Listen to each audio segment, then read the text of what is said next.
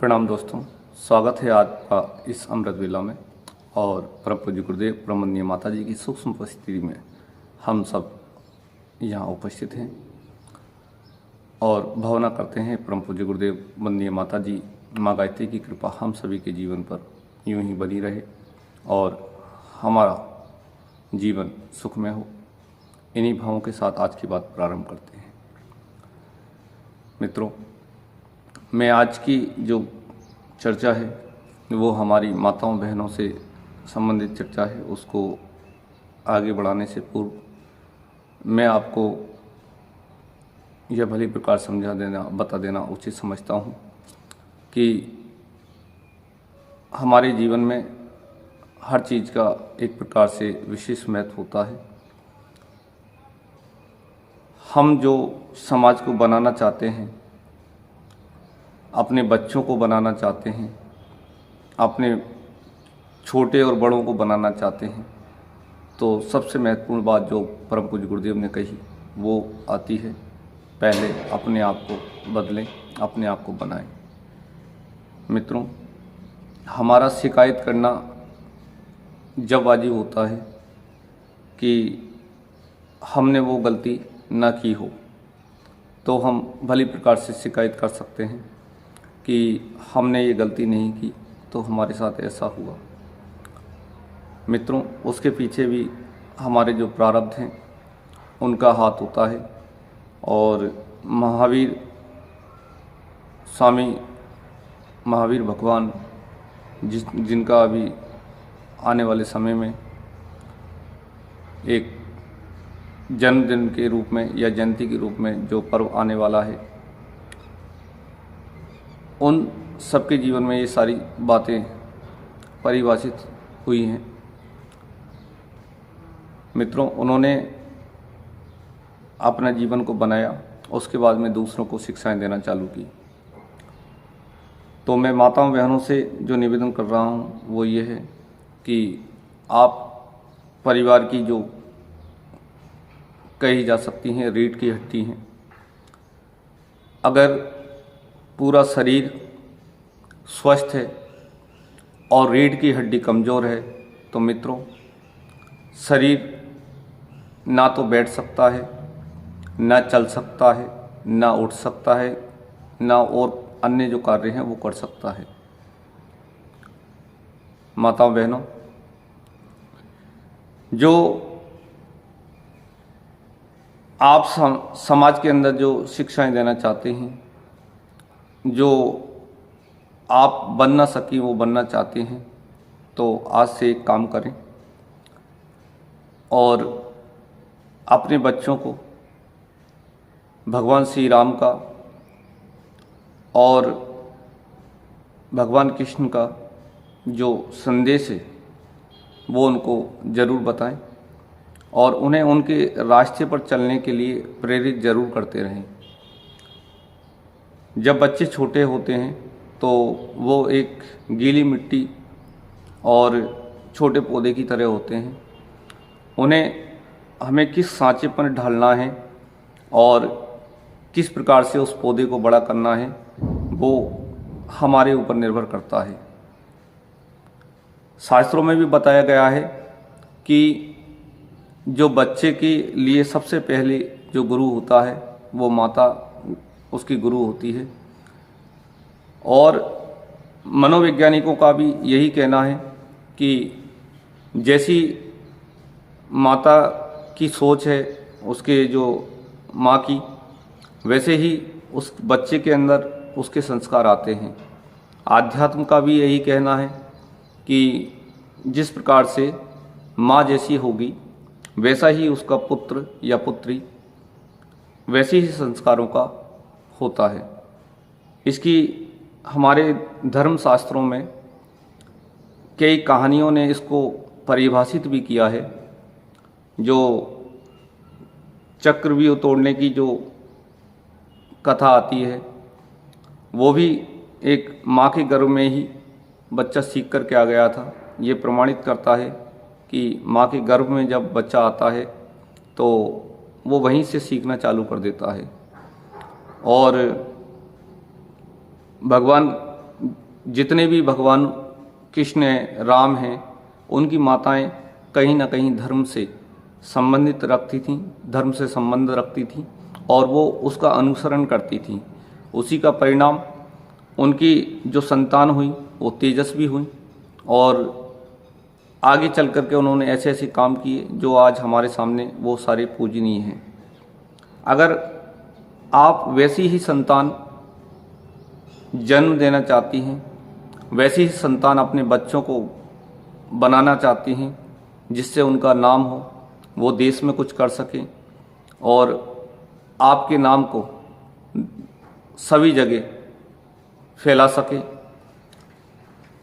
तो माताओं बहनों, मैं आपसे निवेदन करूंगा कि आप अपने बच्चों को वो संस्कार दें जो किसी समय भगवान राम को उनकी माँ ने दिया। उनको बताया गया भगवान राम को कि प्रातःकाल उठते से ही वो धरती माता को, जब अपनी सैया से नीचे उतरते थे तो धरती माता को प्रणाम करते थे, फिर अपने माता पिता को प्रणाम करते थे और सभी जो बाहर से उनके घर में आते थे, ऋषि मुनि वगैरह और उनके मिलने वाले, तो उनका चरण स्पर्श वो करते थे। माताओं बहनों, जो हम संस्कार बच्चों को देते हैं उसका जीवन पर किस प्रकार प्रभाव पड़ता है, यह हम भगवान राम की चर्चा इसलिए कर रहे हैं क्योंकि वो हमारे आदर्श पुरुष हैं और हम सब उनकी जीवनी के बारे में जानते हैं। भगवान राम ने अपने जीवन में क्या क्या किया ये हम सभी लोग जानते हैं और जो नहीं जानते उनसे मैं निवेदन करूंगा कि भगवान राम की जो जीवनी है, रामचरितमानस, राम कथा, और मीडिया में भी फिल्में डली हुई हैं, उसमें से भी चरित्र को सीख सकते हैं। बच्चों को रामायण जो टीवी सीरियल है उसको भी दिखाएं और बच्चों को राम कथा जो है उसे भी सुनाएं। और जब बच्चों का इस प्रकार की चीज़ों में मन ना लगे तो उसको कहीं ना कहीं किसी प्रकार से उनको ये सारी बातें बताते रहें। मित्रों, परिवार के अंदर माताओं बहनों का इतना महत्वपूर्ण योगदान है कि हम बता नहीं सकते। उसका गुणगान अगर करने लगें तो जितने भी मोटी पुस्तक हो, जितने भी मोटी हमारे पास बुक हो, वो भर जाएगी, लेकिन माताओं बहनों के जो गुणगान हैं वो कभी नहीं पूरे होंगे। जिस प्रकार से हम मनुष्य यानी कि अपने बच्चों को बनाना चाहते हैं, वो संस्कार धीरे धीरे अपने परिवार के अंदर लाएं। उन्हें बड़ों का सम्मान करना सिखाएं। बातचीत में किस प्रकार से हम लोगों से करें, बड़ों से, छोटों से। हमने देखा है मित्रों, कई परिवारों के अंदर जो हमारे आसपास रहते हैं, आपने भी देखा होगा कि परिवार के अंदर पिताजी से, माताजी से किस प्रकार बात वो बच्चे करते हैं।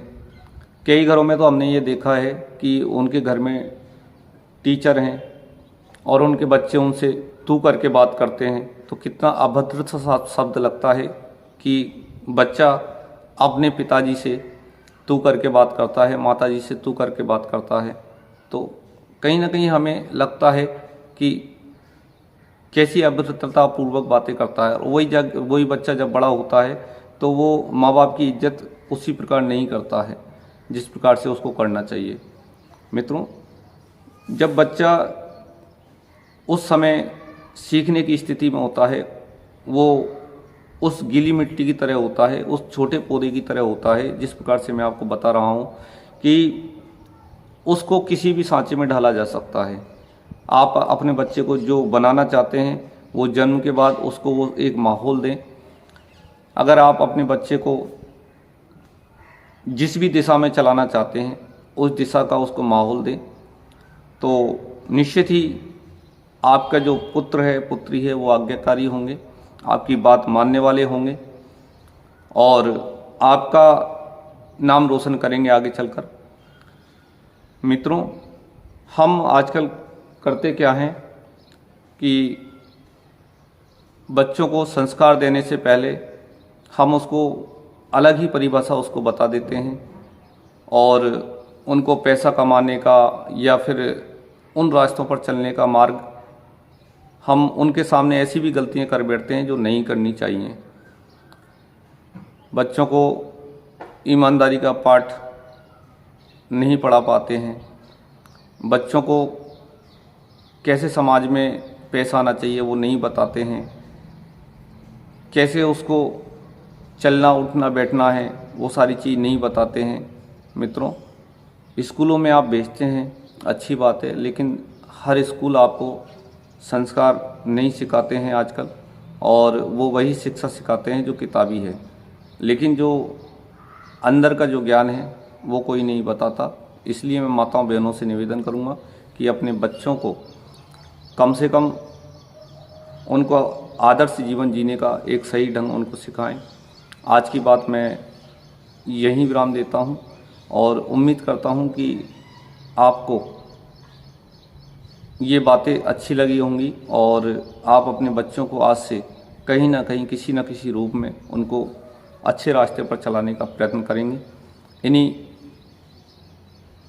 बातों को यहीं विराम दे करके आज परम पूज्य गुरुदेव परम वंदनीय माता जी से प्रार्थना करते हैं कि आप सबका जीवन मंगलमय हो, उज्ज्वल हो। इन्हीं मंगल कामनाओं के साथ आज की बात को विराम देते हैं। प्रणाम।